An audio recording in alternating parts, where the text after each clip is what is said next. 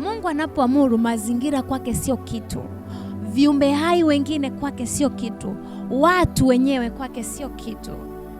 Vitu vyote vinaitikia maagizo yake. Hata malaika. Biblia inasema muhimidini Bwana enyi malaika zake, ninyi mlio hodari katika kulitenda neno lake, kuyatendea kazi maagizo ya neno lake. So when God commands, everything respond, and it is my prayer that God will command everything that you need in your life in Jesus name. Mungu aamuru kila ambacho nakihitaji kije kwenye maisha yako kwa namna yote, kwa njia yote, by all means possible. Mungu aamuru vitu vije kwenye maisha yako. Hatufanyi huduma, hatufanyi maisha kwa kustruggle. Sio kwa sababu tuna akili kuliko watu wote au tuna ujanja kuliko watu wote, kwa sababu Mungu ameamuru.